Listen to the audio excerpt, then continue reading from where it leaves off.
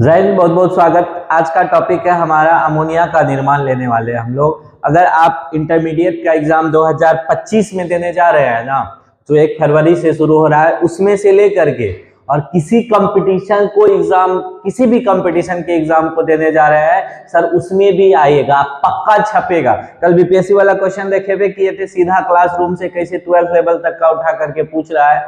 तो बोले है ना, फर्स्ट से लेकर के अर्थ तक, ग्रुप डी से लेकर के पीसीएस तक का टॉपिक कवर कर लेंगे हम लोग। चलिए बिना समय गवाए हुए शुरू करते हैं। टेंशन नहीं लेना है, इस टॉपिक से 1 से 2 नंबर पक्का आ जाएगा किसी भी एग्जाम में। पहला प्रक्रिया है कि अमोनिया का निर्माण अगर पूछे कॉमर्शियली, अमोनिया का निर्माण मेन किस प्रक्रिया से होता है, तो हेबर प्रोसेस से। पहला तो ऑब्जेक्टिव में यही आता है।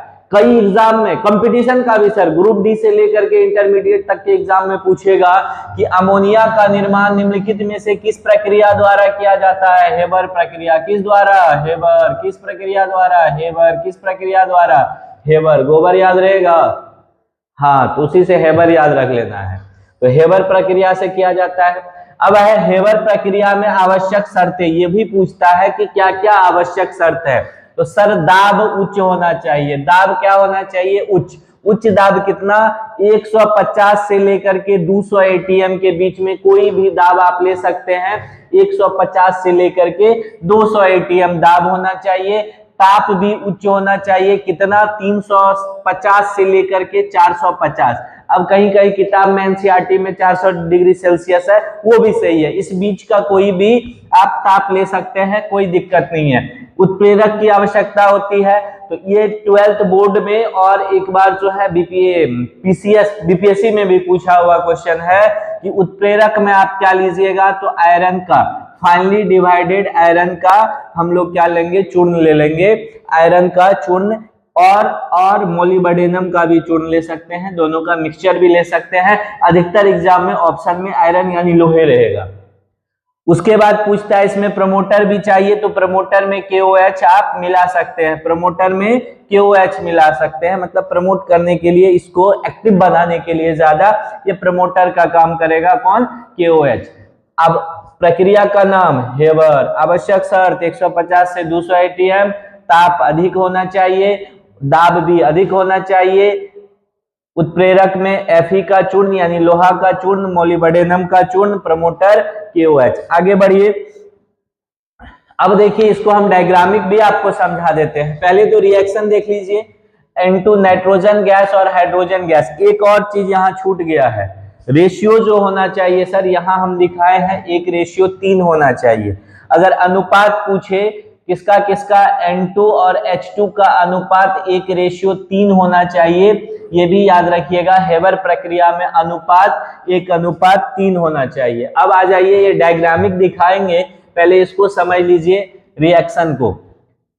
N2 गैस लिए, हाइड्रोजन गैस लिए, दोनों को रिएक्शन करवाए, वही आयरन, मोलिब्डेनम, KOH सब डाल करके, जितना एटीएम प्रेशर बोले आपको और जितना डिग्री सेल्सियस टेम्परेचर बोले, दे करके अमोनिया बन गया और इसमें हीट उत्पन्न होता है। इसलिए यह अगर अभिक्रिया का प्रकार पूछे आपको कि यह किस प्रकार का अभिक्रिया है, तो ऊष्माक्षेपी। किस प्रकार का अभिक्रिया है सर? ऊष्माक्षेपी। लेकिन एक बात और याद रखिएगा, ऊष्माक्षेपी मतलब एक्सोथर्मिक। ये क्या होता है? रिवर्सिबल है, यानी ये अभिक्रिया दोनों ओर से हुरहुरा के होगा। इधर से भी हो सकता है और इधर से भी। ये टूट करके ये जुड़ करके अमोनिया देगा, अमोनिया टूट करके नाइट्रोजन और हाइड्रोजन गैस देता है। अगर अमोनिया टूट करके नाइट्रोजन और हाइड्रोजन गैस दे रहा है तो उल्टा हो जाएगा, इधर से इधर में ऊष्माशोषी हो जाएगा। क्या हो जाएगा? ऊष्माशोषी। और इधर से इधर में ऊष्माक्षेपी। अब आ जाइए, ये अभिक्रिया भी अभी हम बताएंगे, पहले समझ लीजिए होता क्या है हेबर प्रोसेस। ये पूरा डायग्रामिक फ्लोचार्ट आज आपको समझा देते हैं। इधर से देखिए, ये पंप है, इधर से हम लोग नाइट्रोजन गैस और हाइड्रोजन गैस दिए, किस अनुपात में दे रहे हैं सर? 1:3 में। इससे होते हुए, पंप से होते हुए ये दोनों गैस गुजर रहा है, यहां से होते हुए ये दोनों गैस यहाँ आ गया, ठीक है, यहाँ ऐसे ही आया। तो यहाँ टेम्परेचर है लगभग कितना बोले थे, 450 के आसपास टेम्परेचर डिग्री सेल्सियस में। तो केल्विन में कितना हो जाएगा? 700 केल्विन। क्योंकि 273 जोड़ देते हैं ना, तो 273 में आप 400 जोड़ दीजिए ना, 673 यानी कि 700 के आसपास पहुंच गया, 700 केल्विन। अधिक ताप क्या है, अधिक है, और दाब भी अधिक है। तो यहाँ पे ये दोनों, ये अभिक्रिया इसी के अंदर होगा। यहाँ पे देख लीजिए N2 गैस और हाइड्रोजन गैस मिल करके क्या बनाएगा, अमोनिया। लेकिन सब तो गैस नहीं बदल जाता है अमोनिया में, ये भी बात याद रखिएगा। टोटल का टोटल यहाँ नहीं बदलेगा, कुछ भाग जो है नाइट्रोजन गैस और हाइड्रोजन गैस आपस में अभिक्रिया करके अमोनिया दे देगा। अमोनिया यहाँ से निकलेगा, अब यहाँ से 3 गैस निकलेगा सर, यहाँ से याद रखिएगा, यहाँ संपीड्य होने के बाद 3 गैस निकलेगा, ammonia gas, nitrogen gas, hydrogen gas. इस नली से होते हुए यहाँ आया, ठीक है। यहाँ क्या हुआ, अब वो द्रवित हो गया, द्रव में बदल करके यहाँ जमा हो जाएगा द्रव अमोनिया। यहाँ कौन अमोनिया जमा होगा, द्रव अमोनिया जमा होगा, याद रखिएगा, कौन अमोनिया, द्रव अमोनिया यहाँ जमा हो जाएगा।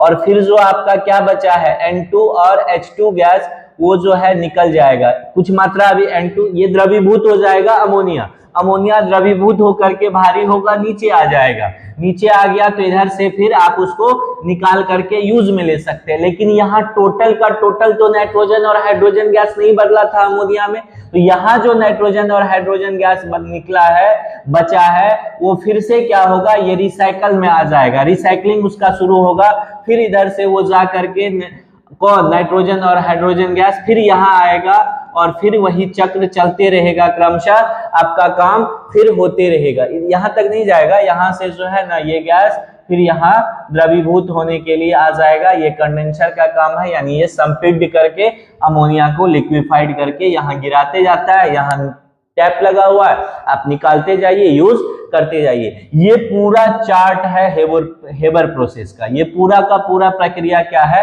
हेबर प्रोसेस के अंदर आता है। अब प्रक्रिया समझ लिए, अब समझ लीजिए एक क्वेश्चन जो 12th बोर्ड कई बार पूछा है, सर अमोनिया का क्लोरीन गैस से अभिक्रिया, अमोनिया का किसके साथ, क्लोरीन गैस, अमोनिया का सूत्र NH3, अमोनिया का सूत्र NH3, प्रक्रिया का नाम हेबर, आवश्यक शर्त टेम्परेचर हाई होना चाहिए 350 से 450, टेम्परेचर के साथ साथ प्रेशर यानी दाब भी उच्च होना चाहिए 150 से 200 ATM, और उपस्थिति उत्प्रेरक की होनी चाहिए। अब क्लोरीन गैस से अभिक्रिया की बात करते हैं, तो देखिए अगर अमोनिया को क्लोरीन गैस से अभिक्रिया करवाइएगा तो नाइट्रोजन गैस और अमोनियम क्लोराइड बनता है। ये क्या है, ये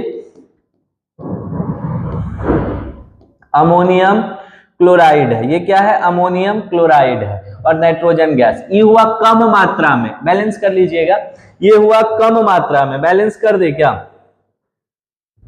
नाइट्रोजन इधर 1 है, इधर 2, 1 3 हो गया, 3 लगा देते हैं यहाँ।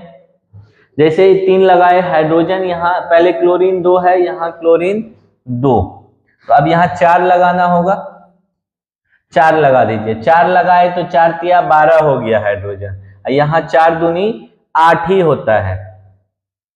तो क्या करेंगे, इसको 12 कर देते हैं, 12 करने के लिए 3 लगाना होगा, जैसे ही 3 लगाए तो नाइट्रोजन इधर 4 है और इधर 3 2 5 हो गया, 5 हो गया, और क्लोरीन यहाँ कितना हो गया, 3, तो क्लोरीन को 3 नहीं, क्लोरीन को 6 बना लीजिए, इसको 6 कर दीजिए, 6 जैसे ही बना लिए तो 6 के 24 हो गया, और नाइट्रोजन 6 2 8 हो गया, तो 8 यहाँ लगा दीजिए, तो 8 तिया 24, ये भी हो गया, 24 हो गया, नाइट्रोजन 8 हो गया, हाइड्रोजन 24 हो गया, क्लोरीन यहाँ से 6 हो गया, तो यहाँ से 3 लगा दीजिए, अब जाकर के सब बैलेंस हो गया। यहाँ कितना लगा है फाइनली, 8, यहाँ लगा है 8, यहाँ 3, यहाँ कुछ नहीं, यहाँ 6, ये बैलेंस। ये कम मात्रा में क्या देगा, नाइट्रोजन गैस, अमोनियम क्लोराइड। जब एक्सेस अधिक मात्रा में करवाएंगे क्लोरीन गैस का, दोनों पूछता है क्या होता है, जब अधिक मात्रा में क्लोरीन गैस को अमोनिया से अभिक्रिया करवाया जाता है तब क्या बनेगा, तब NCl यानी नाइट्रोजन ट्राइक्लोराइड बनता है, और इससे हाइड्रोक्लोरिक अम्ल का वाष्प प्राप्त हो जाता है। तो ये अमोनिया का प्रक्रिया भी बता दिए, अभिक्रिया भी बता दिए। अब आ जाइए अमोनिया का उपयोग। अमोनिया का सूत्र तो पते है बचपन से सर, NH3। अमोनिया का उपयोग उर्वरक बनाने में, अमोनिया का उपयोग उर्वरक बनाने में, नाइट्रो आधारित जितना भी विस्फोटक सब्सटेंस है यानी पदार्थ है उसमें भी अमोनिया रहता है। और मलेरिया रोधी दवा जो है इसके भी निर्माण में क्या होता है, अमोनिया का उपयोग होता है। तो ये तमाम बातें हेबर प्रोसेस से लेकर के अमोनिया से जुड़ी आपको एग्जाम में सर काम आएगा। प्लीज वीडियो को देखते रहिए। जय हिंद।